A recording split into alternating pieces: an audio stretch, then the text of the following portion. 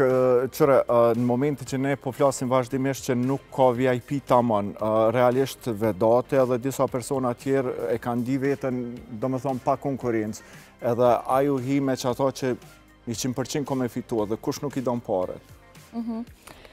Avdol, kthehemi edhe pak që ndrojmë të kjo pjesa se sa janë mirënjohës gjithë banorët e 3 edicioneve paraprake? Sa kanë qenë mirënjohës për një mundësi të tillë që u është dhënë dhe e kanë shfrytzuar për të mirë në fakt? Mirë, sa janë mirënjohës ishtë dashur me ditë klani, për faktin se bashkëpunimet duhet ishin dashur të vazhdojnë ose të spakut jenë në relacion të mirë me klanin. Sa e kanë kësh përdor e dëgjum, mirë po ne kisha pas veç një sugjerim. Çka kemi pa në rrjetet sociale, sigurisht, në opinionin. Po sigurisht, po rrjetet sociale, flasim sepse ato të gjitha paknatësit i shfaqin në Instagram, TikTok dhe mënyra tjera. Një sugjerim nga ana jam, edhe pse ndoshta mund të më koni pa vend, përzgjedhja e personave ose përzgjedhja e banorëve të bëhet faktikisht në një mënyrë tjetër. Jo vetëm të mirët dikush edhe të vendoset si banor i shtëpisë. Mirë po ta ka nështë edhe një bagazh që edhe publiku me diçka me prit. E patëm rastin konkret një zhurë me pa nevojshme Labinat Regjës. Po. Shumë e pa nevojshme, për mendimin tim. Kemi, dhe më thënë, është një lloj mënyre ose një lloj metode e përfitimit direkt. Unë mendoj që edhe Labinat Regja nuk është VIP. Mirë po, sa këta e kanë rujt, ose sa kanë raportet mira, ose sa ja kanë pa hajrin klan Kosovës me këtë, do më thënë përzgjedhje, unë mendoj që ja kanë pa hajrin maksimalisht. Mirë po, me shfrytzu ose me rujt nuk kanë ditë, sepse po besoj shumë që shumica prej tyne, si që përmendet për shembull Blerën, mira pat kolege, ndoshta i ka të kadu pak ajo fama edhe është bo tabu, sepse ai kur gjë nuk ka sjell diçka për publikun.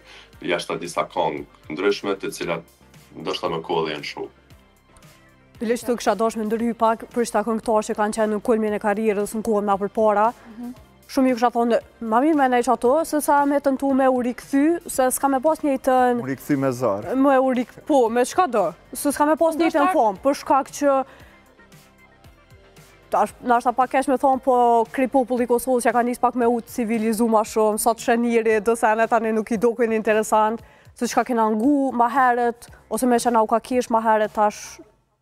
Se di, si këshumë këqyrë që ato sene, asë këshumë dëgjuas, kanë me veç nostalgji. Se i kemi pa një Monika Saliu që Big Brother i kthej në skenë. Pas Bigut ajo bërë disa këngë dhe u kthej në tempun që ishte. Në ekran, a mos kisha thonë në skenë. Se për vetën as nuk ja kom ditë Monikës në i këngë, pas tash nuk i me search.